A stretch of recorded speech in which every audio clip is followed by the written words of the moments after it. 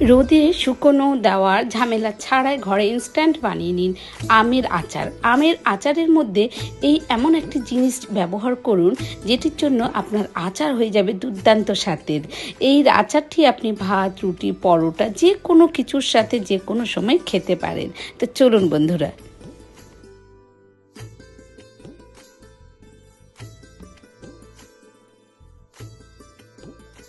নমস্কার বন্ধুরা, সকলকে আপনাদের স্বাগত এই কুক অ্যান্ড ফুড চ্যানেলে। একটা দুর্দান্তকর ইজি এবং ভেরি টেস্টি আর খুব সহজ একটা রেসিপি আমের ইনস্ট্যান্ট আচার। তো আমি আমগুলো ভালো করে ধুয়ে মুছিয়ে পরিষ্কার করে নিয়েছি। আর আজকে আমের সাথে দেব আমি মেথি দিয়ে আমের আচার। এই জন্য মেথিটা কিভাবে ব্যবহার করতে হবে সেটাই আপনাদের সাথে আজকে শেয়ার করা। বন্ধুরা, 2 কাপ জল আমি ভালো করে ফুটিয়ে নিয়ে তার মধ্যে 50 গ্রামের মতন মেথি দিয়ে ভালো করে ফুটিয়ে নিলাম 10 মিনিটের মতন। এটা হাই আঁচে ফুটিয়েছি। আর আমি হাত দিয়ে দেখে নিচ্ছি, দেখুন যে এটা কিন্তু সেদ্ধ হয়ে গেছে।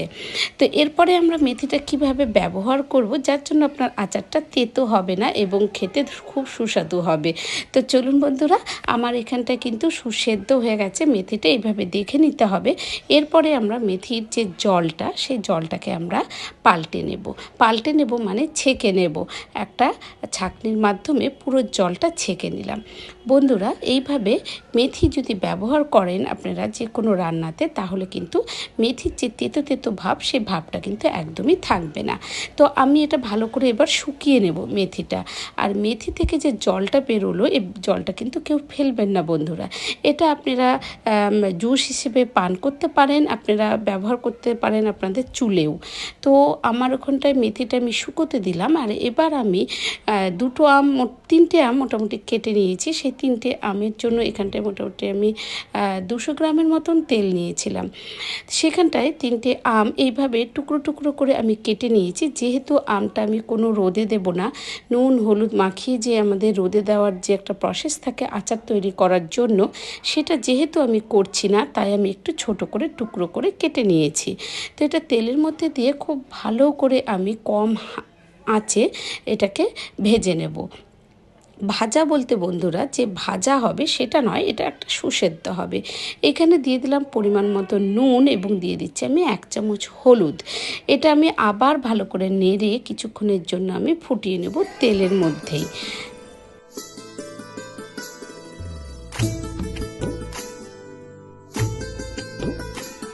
আবার 5 মিনিটের মতন ফুটিয়ে আমি একটা টুথপিক দিয়ে দেখিয়ে দিচ্ছি যে আমগুলো কতটা সফট হয়ে গেছে এবং সুসেদ্ধ হয়ে গেছে। বন্ধুরা, মাথায় রাখতে হবে যেহেতু আমরা এখানে কোনো রোদে ঝামেলা নেই এবং রোদে দিচ্ছি না, সেহেতু আমগুলো যেন সুসেদ্ধ হয় সেটা কিন্তু খেয়াল রাখতে হবে। বন্ধুরা, এরপরে আমি চলে এলাম ওই যে সেদ্ধ করে এবং জল ঝরিয়ে যে মেথিটা রেখেছিলাম, মেথিটা দিয়ে দিলাম। মেথিটা কিন্তু আমগুলো সেদ্ধ হওয়ার পরেই দিতে হবে, কারণ মেথিটা অলরেডি সুসেদ্ধ হয়ে আছে। আগে দিলে কিন্তু পুরো ঘেটে যাবে। তো বন্ধুরা, এই রেসিপিটা যদি আপনি খান, মুখে দেবেন, দেখবেন যে একদম মিলিয়ে যাচ্ছে। না মেথির দানা আপনার মুখে পড়ে তেতো হচ্ছে, না আম আপনার মুখে কচকচ করে লাগছে। এই আমটিকে সারা বছর সংরক্ষণের জন্য এখানে আমি 2 চামচ দিয়ে দিচ্ছি ভিনিগার দেওয়াতে একটা টকটক ভাব আসবে। আর আমটা আপনি গোটা বছর রোদে দেওয়া ঝামেলা ছাড়াই কিন্তু সংরক্ষণ করতে পারবেন। তো বন্ধুরা, এই রেসিপিটি আপনি যদি বাড়িতে বানিয়ে রাখেন, আপনি ভাত, রুটি, লুচি, পরোটা যে কোনো কিছুর সাথে অনায়াসে খাবেন। আরেকটা গুণ হচ্ছে বন্ধুরা এই রেসিপিটির, যে আপনারা আম, মেথি সব কিছু কিন্তু মুখে একদম মিলিয়ে যাবে। এর মধ্যে এবার আমি দেব ভাজা মশলা বলতে এর মধ্যে 5 ফোড়ন, শুকনো লঙ্কা, তারপরে সর্ষে, এগুলো একটু কাঠখোলায় উলিয়ে আমি গুঁড়ো করে নিয়েছিলাম। আর ছিল এর মধ্যে গোটা সাদা জিরে, সেটাই আমি এখানে 2 চামচের মতন ব্যবহার করলাম। আপনারা আমের কোয়ান্টিটি হিসেবেই কিন্তু সব কিছু বাড়িয়ে বা কমিয়ে নেবেন। এবার সব কিছু আমি ভালো করে মিশিয়ে নেব। আমার কিন্তু রেসিপিটা এখানে কমপ্লিট। এবার আমি অফ করে দিলাম। এরপরে আমি আমাদের ঝাল অনুযায়ী এখানটায় লঙ্কার গুঁড়ো ব্যবহার করব। তাতে কিন্তু রেসিপিটা মানে আমের এই আচারটা ঝাল ঝাল হবে, দেখতে খুব টেস্টি হবে আর খেতেও সুস্বাদু হবে। তবে এই লঙ্কার আচার, কাশ্মীরি লঙ্কার আচার যেহেতু, কাশ্মীরি লঙ্কার গুঁড়ো যেহেতু, তাতে কালারটা যতটা বেশি আসবে ঝাল কিন্তু ততটা হবে না। তো বন্ধুরা, আপনারা যেরকম ঝাল খাবেন সেই হিসেবেই কিন্তু ব্যবহার করবেন লঙ্কার গুঁড়োটা। আর লঙ্কার গুঁড়োটা কিন্তু অবশ্যই ওভেন অফ করার পরেই দিতে হবে, না হলে কিন্তু কালো হয়ে যাবে।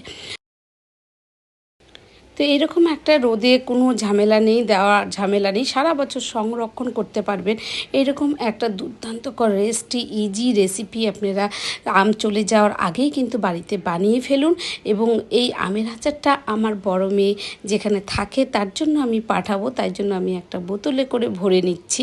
তো বন্ধুরা, আজকের মতন এখানেই, আবার আগামী দিন একটা নতুন রেসিপি নিয়ে হাজির হব।